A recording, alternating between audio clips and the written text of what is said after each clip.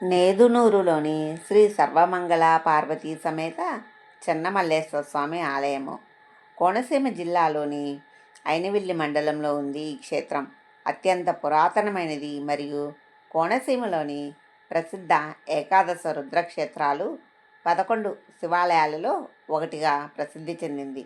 ఈ ఆలయము కొన్ని వేల సంవత్సరాల క్రితం అగస్త్య మహాముని చేత నిర్మింపబడినట్లు స్థానికుల కథనం. ఇటీవల కాలంలో ఈ శివాలయం పునర్నిర్మింపబడింది. ఇక్కడ పరమశివుడు చెన్నమల్లేశ్వర స్వామిగా, అమ్మవారు సర్వమంగళ పార్వతీదేవిగా భక్తులకు దర్శనమిస్తారు. సంక్రాంతి పండుగ సందర్భంగా కనుమనాడు జరిగే ప్రబల తీర్థంలో ఈ ఆలయం ప్రధాన పాత్ర పోషిస్తుంది. చుట్టుపక్కల గ్రామాల నుండి వచ్చే ప్రబలతో ఈ వేడుక అత్యంత వైభవంగా జరుగుతుంది. ఈ రోజున స్వామివారికి విశేష పూజలు, అభిషేకాలు నిర్వహిస్తారు.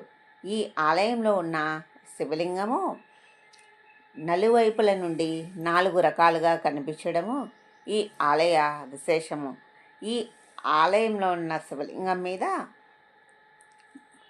గీతలు ఉంటాయి. అంటే అది పొలంలో దొరికింది. పార ఘాట్లు పడ్డాయి శివలింగం మీద అని ఒక పురాణ కథ చెప్పారు. కానీ నాకు అదైతే బాగా గుర్తులేదు. 4 వైపులా 4 ముఖములతో భిన్నంగా ఉంటుంది ఇక్కడ శివలింగము. త్రికాగ్నికాల రుద్రుడు, ఏకాదశ రుద్రుల్లో 5వ రుద్రుడు. 3 అగ్నుల యందు హోమం చేసిన ద్రవ్యములను స్వీకరించి మహాదేవుడు లింగరూపమును పొందుటిచే త్రికాగ్నికాలనుగా పిలువబడి అగస్త్య మహర్షిచే నేదునూరు గ్రామమున ఈ శివలింగము ప్రతిష్ఠింపబడింది.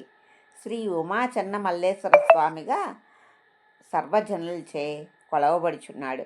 ఇక్కడ ఆలయం గోడల మీద 1957లో రాసిన ఒక బోర్డు ఉంది. అది మొత్తం గ్రాంధికంలో ఉంది.